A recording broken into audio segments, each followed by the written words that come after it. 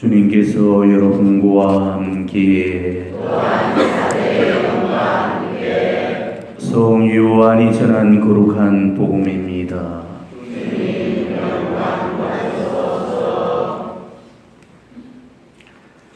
파스카 축제가 시작되기 전 예수님께서는 이 세상에서 아버지께로 건너가실 때가 온 것을 아셨다. 그분께서는 이 세상에서 사랑하신 당신의 사람들을 끝까지 사랑하셨다. 만찬 때의 일이다. 악마가 이미 시몬 이스카리옷의 아들 유다의 마음속에 예수님을 팔아넘길 생각을 불어넣었다. 예수님께서는 아버지께서 모든 것을 당신 손에 내주셨다는 것을, 또 당신이 하느님에게서 나왔다가 하느님께로 돌아간다는 것을 아시고 식탁에서 일어나시어 겉옷을 벗으시고 수건을 들어 허리에 두르셨다. 그리고 대야에 물을 부어 제자들의 발을 씻어주시고 허리에 두르신 수건으로 닦기 시작하셨다. 그렇게 하여 예수님께서 시몬 베드로에게 이르시자 베드로가 주님께서 제 발을 씻으시렵니까? 하고 말하였다. 예수님께서는 내가 하는 일을 네가 지금은 알지 못하지만 나중에는 깨닫게 될 것이다 하고 대답하셨다. 그래도 베드로가 예수님께 제 발은 절대로 씻지 못하십니다 하니 예수님께서 그에게 대답하셨다. 내가 너를 씻어주지 않으면 너는 나와 함께 아무런 목도 나눠 받지 못한다. 그러자 시몬 베드로가 예수님께 말하였다. 주님, 제 발만 아니라 손과 머리도 씻어주십시오. 예수님께서 그에게 말씀하셨다. 목욕을 한 이는 온몸이 깨끗하니 발만 씻으면 된다. 너희는 깨끗하다. 그러나 다 그렇지는 않다. 예수님께서는 이미 당신을 팔아넘길 자를 알고 계셨다. 그래서 너희가 다 깨끗한 것은 아니다고 말씀하신 것이다. 예수님께서는 제자들의 발을 씻어주신 다음 겉옷을 입으시고 다시 식탁에 앉으셔서 그들에게 이르셨다. 내가 너희에게 한 일을 깨닫겠느냐? 너희가 나를 스승님 또는 주님하고 부르는데 그렇게 하는 것이 옳다. 나는 사실 그러하다. 주님이며 스승인 내가 너희의 발을 씻었으면 너희도 서로 발을 씻어주어야 한다. 내가 너희에게 한 것처럼 너희도 하라고 내가 본을 보여준 것이다. 주님의 말씀입니다.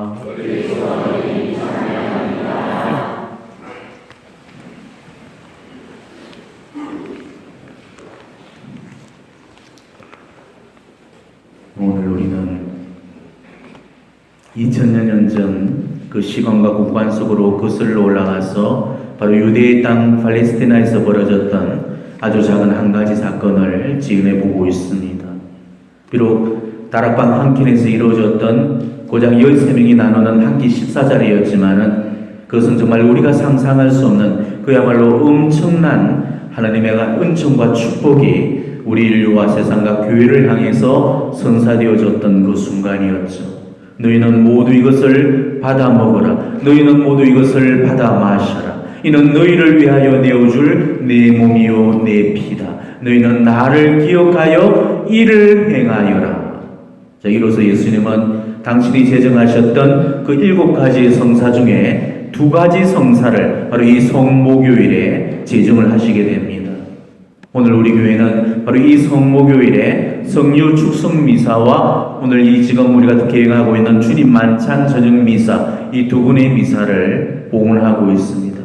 왜냐하면 오늘은 바로 성체성사가 제정된 날이자 또 성체성사를 이루기 위해서 신품성사가 제정된 그런 날이기 때문이죠. 그래서 오늘은 이 2가지 성사가 제정된 그 사실을 우리 교회가 기념하기 위해서 오전에는 성류 축성 미사를 통해서 사제직 제정을 기념하게 되고 또 이 오후에는 주님 만찬 저녁 미사를 통해서 성체 성사 제정을 기념하면서 우리가 감사를 드리고 있는 것입니다.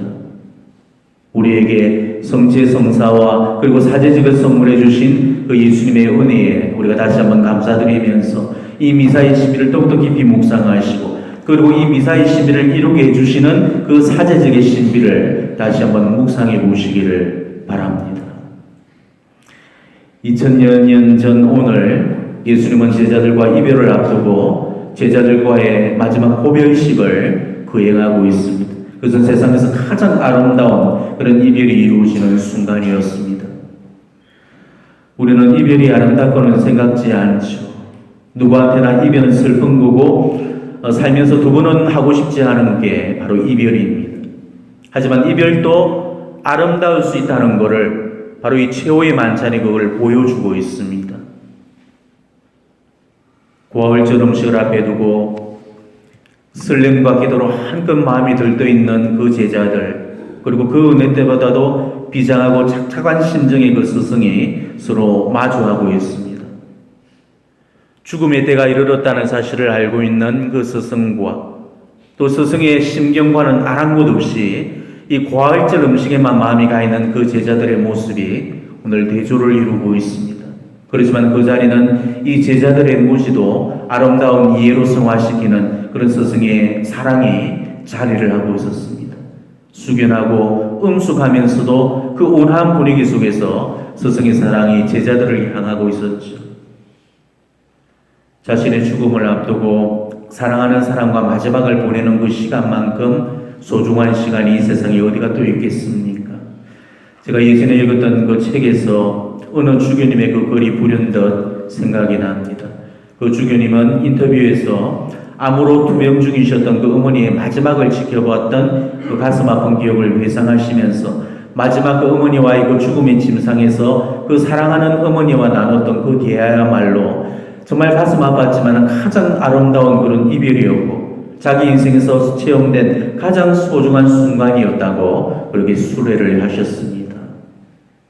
오늘 스승과 제자들의 이 마지막 고별의 자리 역시도 그와 마찬가지였을 겁니다. 어쩌면 그 순간이야말로 가장 아름답고 소중한 체험이 이루어지는 그런 자리가 되었을 겁니다.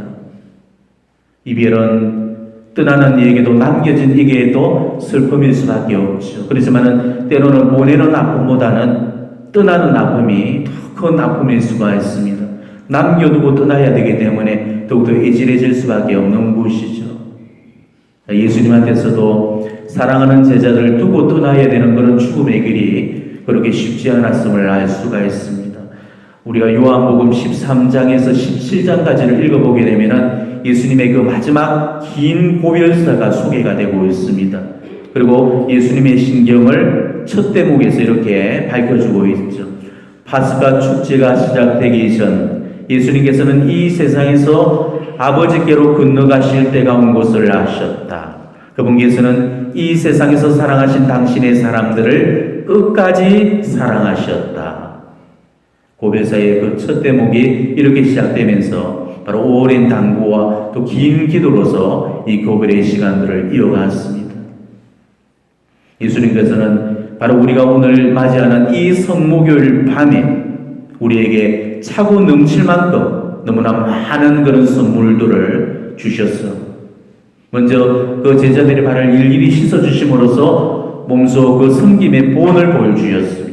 그리고 성체성사를 제정하셔서 당신의 살과 피를 제자들에게 내어주시면서 바로 이 제사를 영속화할 수 있도록 이 신품성사를 제정하셔서 사제직을 선물해 주셨죠. 그러면서 서로 사랑하라는 그 세 계명을 주심으로 인해서 하나님께서 주셨던 그 10계명을 사랑 안에서 완성시키셨던 겁니다. 그리고 또 중요한 또 한 가지의 선물을 약속하셨죠. 당신이 가고 없을 그 빈자리를 채워주실 또 다른 협조자, 바로 성령을 약속하셨습니다. 그리고 마지막으로 그 제자들을 위해서 하나가 되어 달라면서 간곡히 아버지께 기도를 드렸죠. 오늘 예수님의 최후 만찬을 묵상하시면서 요한복음 13장에서 17장까지를 꼭 한번 읽어보시기를 바랍니다. 차마 눈물 없이는 만날 수 없는 그런 장면이 아닐 수 없을 겁니다. 마치 부모가 이 세상을 떠날 때 자식을 붙들어 앉혀놓고 마지막 유언을 이루는 그런 모습처럼 그분의 사랑이 구구절절 배어있는 그런 대목이죠. 그리고 무엇보다도 예수님께서 유언으로 보여주셨던 오늘 이 한 가지 행위는 참으로도 놀랍고 위대한 일이 아닐 수가 없었습니다. 그것은 천마디 만마디 말보다 더 큰 행위였죠. 얼마든지 고상하게 유언을 남길 수도 있었지만 예수님은 제자들의 발을 씻겨주는 것으로 당신의 유언을 대신하셨습니다. 사랑은 말에 있음이 아니고 행함에 있음을 보여주는 그런 놀라운 역설이었죠. 자, 여러분, 발을 씻겨준다는 것은 과연 무슨 의미가 있겠습니까? 우리가 누군가의 발을 씻겨주려면은 우리의 알량한 자존심도 다 죽여야 되고, 빳빳했던 그 모가지도 숙여야 되고, 꼿꼿했던 허리도 굽혀야 남의 발을 씻겨줄 수가 있는 거죠. 그리고 가장 깨끗한 손으로 가장 더러운 발을 만져야만 그게 가능한 일입니다. 그렇기 때문에 발을 씻겨준다는 것은 자신을 온통 낮출 때만 가능한 그런 섬김의 극치라는 겁니다.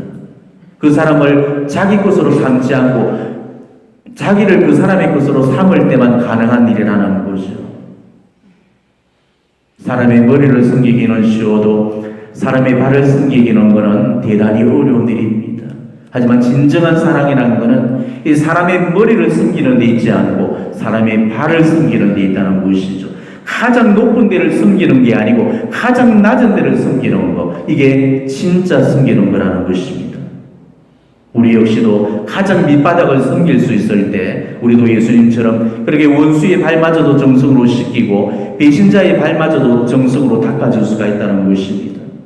오늘 예수님을 보십시오. 정말 그드름을 피우면서 아닌 척 딴청을 피우던 그 유다스한테조차도 그의 발을 정성껏 씻어주시면서 용서의 입맞춤을 해주셨습니다. 이런 섬김이 진짜 섬김이라는 거죠.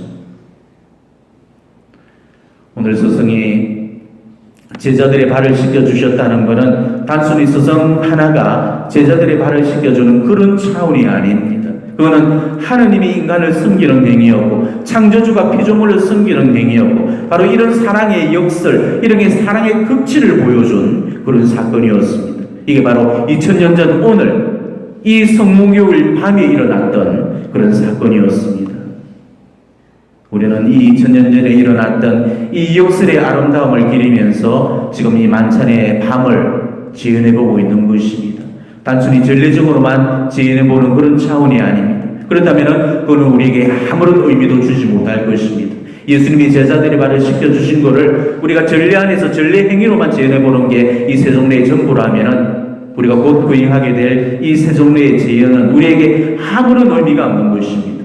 우리는 오늘 예수님의 세종례를 묵상해 보시면서 그리고 사지가 제연하게 될 이 세종례를 바라보시면서 우리 각자가 어떻게 이웃의 발을 씻겨주는 그런 섬김의 삶을 살 건지를 우리 각자가 묵상해 봐야 될 것입니다.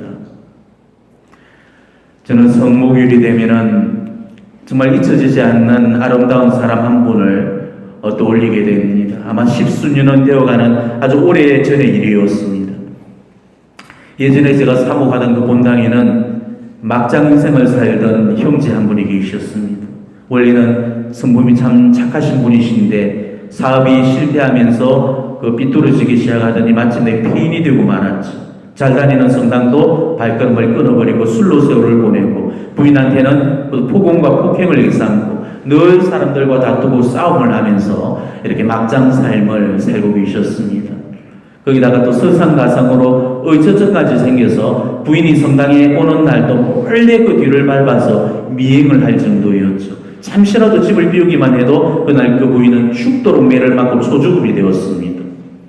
그런데 부인은 성당에 너무나도 착실히 나오는 분이셨습니다. 매일 미사를 거르지 않고 열심히 이 신앙생활을 하는 신신과 기쁜 분이셨거든. 근데 한 번은 며칠 동안 성당을 나오지 않은 거였습니다. 그래서 몇몇 사람들을 앞세워서 찾아가 보니까 그 자매는 남편에게 맞아서 그야말로 몸이 만신창이가 된 채로 알아 누워 있는 거였습니다. 바로 두들겨 맞던 그날도 성당에서 조회를 끝내고 늦게 귀가했다는 게 이 의심의 빌미가 되었던 거죠. 남편은 거길로 집합을 나가서 며칠째 돌아오지 않고 있었습니다. 저는 그 모습을 본 순간에 화가 머리 끝까지 치밀어 올랐습니다. 사람을 그 징계로까지 만들어 놓은 이 남편이라는 그 작자를 생각하니까 당장이라도 정말 깜빡이라도 쳐놓고 싶은 그런 심정이었죠. 근데 함께 갔던 그 자매님 몇 분이 그 자매에게 수발을 돕던 그 중에 남편이 돌아오는 거였습니다. 몸에서는 술 냄새가 잔뜩 비어 있었죠. 부인을 거들고 있는 그 자매님들을 보는 순간에 이 형제의 입에서는 거침없이 욕이 쏟아져 나왔습니다. 당신들 여기서 뭐하러 왔어? 전혀는 되져도 싸 환양령 같아요. 그래서 누워있는 그 부인을 발로 걷어 차버리는 거였습니다. 저는 그 모습을 바라본 순간 그 젊은 혈기에 도저히 참을 수가 없었습니다. 그래서 그분의 멱살을 넘어지면서 당신이 인간이냐고, 당신은 버르지만도 못할 놈이라고 그렇게 소리를 질러버렸죠. 그리고 그분들은 두 번 다시는 상종하지 못할 인간으로 욕을 해버리고는 그 집을 서둘러 저는 나와버렸습니다. 그리고 그런 일이 있은 후에 한참의 시간이 흘러갔죠. 자매님은 여전히 성당에 잘 다니고 계셨지만은 미사를 끝내고도 한참을 성전에 홀로 남아 있었습니다. 그리고 주님 앞에 눈물을 흘리는 시간들이 더 많아졌죠. 저는 그 자매가 이 남편 때문에 많이 힘들어하는 거라고 그렇게 생각을 하고 있었습니다. 근데 나중에 한 사실이지만은 그 자매님은 위안말기와 시한부 선고를 받아놨다고 그럽니다. 바로 그 사실을 알고 나서부터는 이 성전에서 흐느끼 오는 그 자매님을 볼 때마다 제 가슴이 너무나 아팠습니다. 정말 남편을 잘못 만나서 저렇게 박복하게 생을 마감하는구나 그런 생각이 들었죠. 근데 그러다가 얼마 후에 그 자매님이 저더러 면담 성사를 요청해 오셨습니다. 저는 그 자매님의 그 사연을 들으면서 정말 함께 울 수밖에 없었습니다. 정말 그 자매님이 살아오시면서 겪어왔던 일들, 그 한 사람의 인생 안에 그토록 많은 굴곡들이 들어있었다는 그런 사실에 저는 놀랐습니다. 그리고 그런 엄청난 십자가를 단 한 번도 불평 없이 원망 없이 그렇게 아름답게 지고 살아왔던 바로 그 자매의 모습이 정말 성녀를 보도 성스럽게 느껴졌습니다. 그 자매는 저에게 마지막으로 눈물의 고백을 해오셨죠. 그리고 저한테 한 가지 부탁을 해오셨는데 꼭 한 번만 자기 남편을 만나달라는 그런 부탁이었습니다. 그러면서 이런 말씀을 덧붙였죠. 신부님, 저는 이제 죽게 될 것입니다. 하지만 죽는 건 나는 무서운데 이대로는 도저히 못 떠날 것 같습니다. 저한테 한 가지 소원이 있는데 남편과 성당에서 함께 미사를 공헌하는 겁니다. 원래 우리 남편은 착한 사람이었어요. 기도도 잘했고 저와 성지순례며 피정도 자주 다니곤 했습니다. 어쩌다가 사업이 기울어지면서 남편이 저렇게 변해버렸습니다.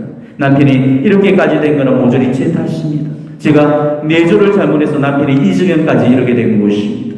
그러니 제발 신부님이 남편을 좀 붙들어 주십시오. 신부님마저 고개를 돌려버린다면 그 사람은 더 이상 설 자리가 없어집니다. 신부님, 제발 저의 마지막 소원을 들어주십시오. 얼마 남지 않은 그런 시간이지만 이 동안만큼은 예전처럼 남편과 함께 성당에 나오는 게 저의 소원입니다. 남편이 하나님께로 돌아서는 걸 보고 그렇게 꼭 눈을 감고 싶습니다. 그러면서 눈물을 흘리는 거였어요. 저는 그 자매의 부탁을 도저히 거절할 수가 없었습니다. 그 남편을 두 번 다시는 안 보고 싶었지만은 그 자매의 마지막 부탁 때문에 그 점을 받아들일 수밖에 없었죠. 그래서 며칠 후에 그 형제한테 찾아가서 직접 제가 성사를 주었습니다. 하지만 마지못해 성사에 임하고 있는 그 형제를 보면서 또 우라가 치밀어 올랐습니다. 도대체 자기 죄를 고백하는 건지 마누라 죄를 고발하는 건지 분간이 안 갈 정도였죠. 괘씸했지만은 그 자매님의 마지막 소원을 생각하면서 저는 참았습니다. 그리고 내친 김에 며칠 후에 있을 성모교일 그 세종내에 그 대상자로 선정하겠다고 말하고는 꼭 나오라는 그 다짐을 받아놓고서는 그 집을 나섰죠.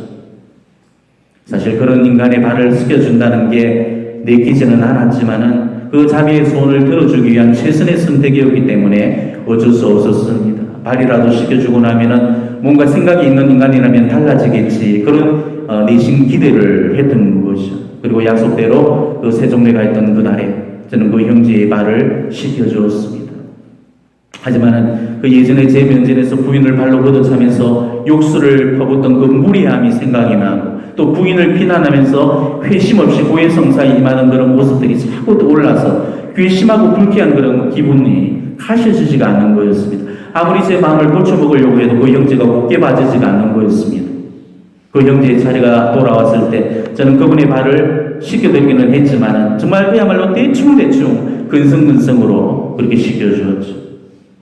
부인이 아니었으면 그런 세종내 자리에 세우지도 않았을 건데 부인 때문에 어쩔 수 없이 세워놓기는 했지만 뭐가 이쁘다고 그 발을 정성껏 씻겨주겠습니까? 그런데 정말 예기치 않는 일이 바로 그 순간에 일어나게 됩니다. 제가 그 형제의 발을 씻겨주고 있는 그 동안에 갑자기 그 형제가 울음을 터뜨리는 거였습니다. 그분의 울음소리를 듣고 성당하는 일순간 찬물을 끼얹은 듯이 조용해져 버렸습니다. 저도 그 순간에 정신이 번쩍 뜨였죠. 그 형제는 이 교우들의 시선도 의식하지 않고 아이처럼 엉엉거리면서 울었습니다. 모두가 수경한 마음으로 그 형제의 그 우는 모습을 지켜보았죠. 저는 그 순간 정말 주님께 미안한 그런 마음이 들었습니다. 우리 하나님은 저런 방법으로도 이 영혼을 변화시켜 주시는데 제가 너무 좁은 생각으로 그 영혼을 판단한 것 같아서 너무 죄스러웠습니다. 그런데 그분은 그렇게 시작했던 그 울음을 미사 내도록 그치지 않고 쏟아놓으셨습니다. 봉헌을 할 때도 우셨고 영승제를 할 때도 우셨고 계속 그렇게 눈물을 흘리시는 거였죠. 그분은 바로 성모교일 이 세종례에 참여하는 동안에 하나님께로부터 회심의 은총을 받으셨던 겁니다. 하루도 그러지 않고 눈물을 흘리며 빌고 다녔던 그 부인의 기도가 마침내 빛을 발했던 거죠. 그 형제는 자기가 왜 그토록 울었는지, 왜 그렇게 눈물을 흘렸는지 그 이유도 까닭도 몰랐습니다. 미사를 끝내고 그분을 다시 만났죠. 미사 내도록 왜 그렇게 울었냐고 물어봤습니다. 그런데 그 형제는 세종로 동안에 있었던 자신의 체험을 저한테 들려주었습니다. 자기 발이 씻겨지고 있는 그 동안에 자신의 삶이 뭔가 잘못되었다는 그런 강한 깨달음이 오면서 자기가 잘못했고 나빴다는 것을 깨닫는 그 순간에 삶을 후회하면서 자신도 모르게 주체할 수 없는 그런 눈물이 쏟아지더라는 것입니다. 저는 그 얘기를 듣는 순간에 그는 분명히 우리 주님의 은혜였고 부인의 정성이 하늘을 감동시킨 그런 결과라는 사실을 믿을 수가 있었죠. 아직도 그 기쁨이 가시지 않았던 그 형제에게 제가 말씀드렸습니다. 오늘 당신의 발을 씻겨드린 이는 제가 아니고 하느님이십니다. 아니 하느님이 아니시고 당신의 부인이십니다. 그러니 오늘 집으로 돌아가시거든 정말 제가 해드린 것처럼 그 부인의 발을 깨끗이 씻어드리십시오. 그리고 부인의 발에 입맞춤을 해주십시오. 부인의 발은 그동안 당신 때문에 혹사당해 왔습니다. 당신의 회개를 위해서 매일 그러지 않고 성당으로 향했던 그런 발이었습니다. 당신한테 오해와 구타로 수없이 버림받아온 발이었습니다. 당신의 발은 부인을 그도 차는 데 사용했지만 부인은 바로 그 발로 당신을 위해서 빌러 다녔습니다. 바로 그 발이 오늘 당신을 하느님 앞으로 이렇게 불러들였던 것입니다. 그분은 제 말씀을 듣는 내도록 또다시 오셨습니다. 그리고 또 그렇게 하겠노라면서 약속하시고 집으로 돌아가셨죠.